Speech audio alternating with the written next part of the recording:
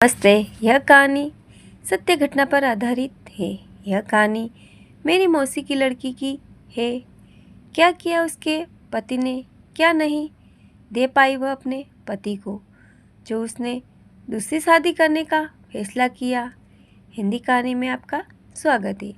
यह कहानी एक ऐसे दंपति की है जो प्यार में तो बंधे थे, मगर समाज की उम्मीदों और रिश्तों की उलझनों ने उन्हें ऐसे मोड़ पर लाकर खड़ा किया जहां उन्हें दूसरा फैसला लेना पड़ा। क्या यह फैसला सही था? आइए जानते हैं इस मार्मिक और दिलचस्प कहानी को। अर्पित और सुमन की शादी को 8 साल हो चुके थे। वे दोनों एक दूसरे से बेइंतहा प्यार करते थे, लेकिन शादी के कई साल बाद भी उनके घर में किलकारियाँ नहीं गूंजी। सुमन ने कई डॉक्टरों से परामर्श लिया, हर बार निराशा ही हाथ लगती। अर्पित सुमन को कभी इसका दोष नहीं देता था, मगर समाज का दबाव बढ़ता जा रहा था। परिवार वालों की बातें भी अब ताने बनने लगी थी। सुमन दिन रात उदासी में घिरने लगी। अर्पित समझ नहीं पा रहा था कि क्या करे। एक दिन उसकी माँ ने कहा, दिया बेटा दूसरी शादी कर लो। अर्पित ने माँ की बात पर पहले ध्यान नहीं दिया, मगर बार बार यही बात दोहराई जाने लगी। माँ का कहना था कि वंश चलाने के लिए संतान जरूरी है। अर्पित और सुमन के रिश्ते में एक अजीब सी खामोशी आ गई।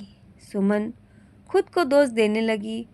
वह जानती थी कि अर्पित उससे प्यार करता है, लेकिन परिवार का दबाव अर्पित को तोड़ रहा था। एक रात सुमन ने खुद पहल की। उसने कहा, अगर तुझ इस शादी से तुम्हें खुशी मिलती है तो कर लो। अर्पित ने चुप कर उसकी ओर देखा। उसकी आंखें नम हो गई।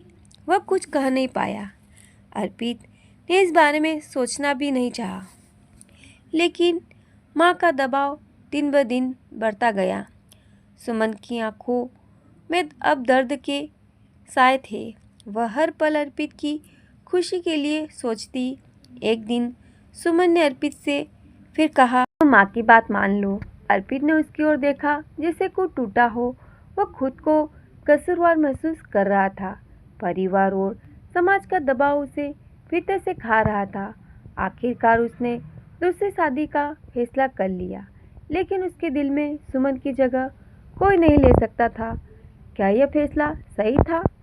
अर्पित दूसरी शादी गांव की लड़की नेहा से हुई।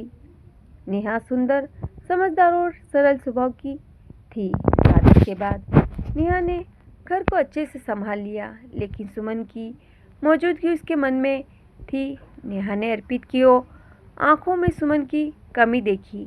वह खुद को सुमन की जगह नहीं रख पा रही थी। अर्पित भी नेहा को वो प्यार नहीं दे पा रहा था।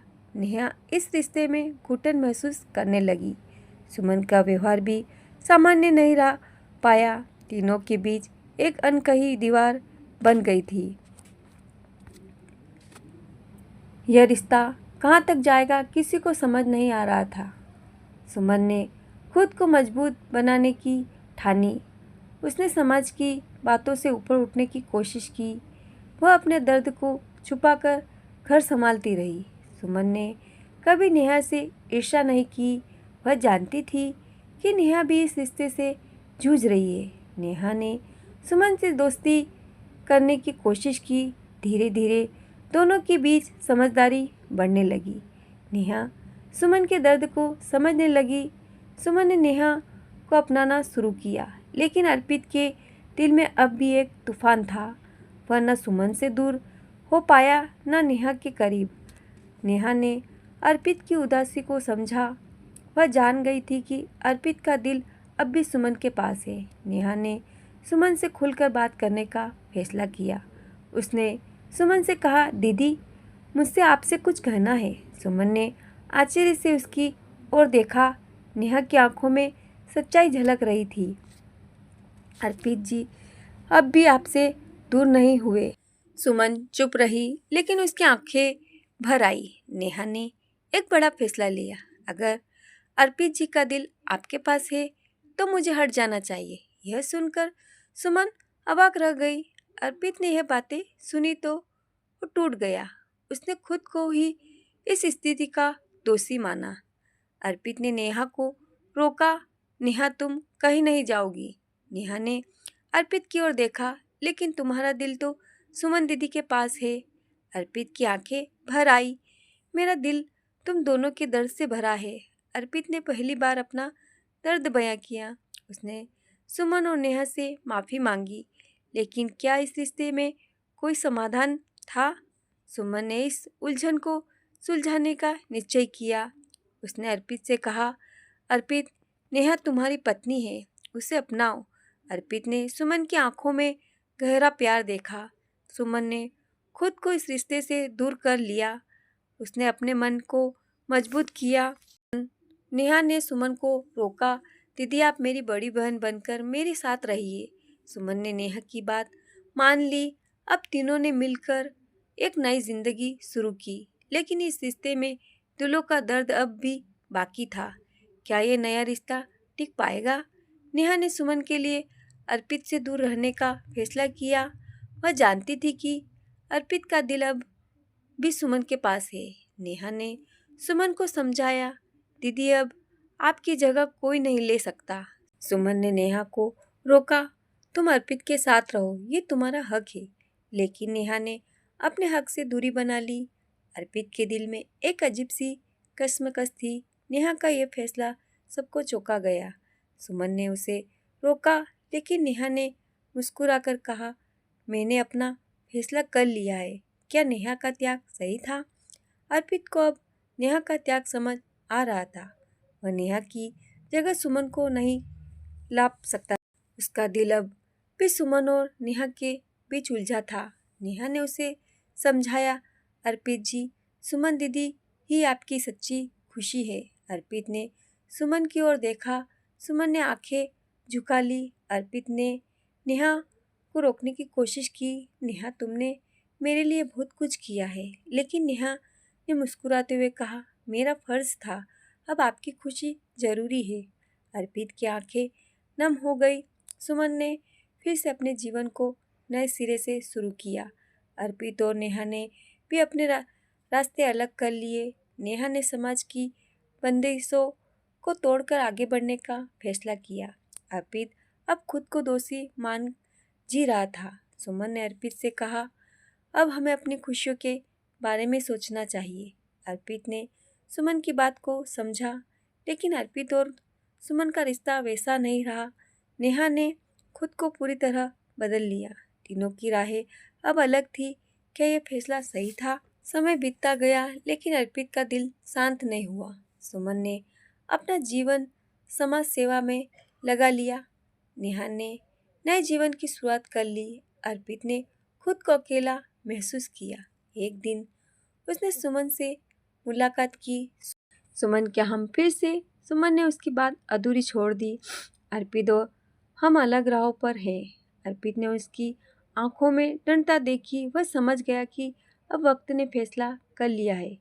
वक्त के साथ रिश्ते बदल चुके थे। अर्पित ने सुमन की मजबूती को सलाम किया। वह जान गया कि सच्चा प्यार त्याग में है। नेहा ने अपनी नई जिंदगी में खुशियाँ ढूंढ ली। अर्पित ने भी सुमन के फैसले का सम्मान किया। सुमन ने समाज में महिलाओं के हक के लिए काम शुरू किया।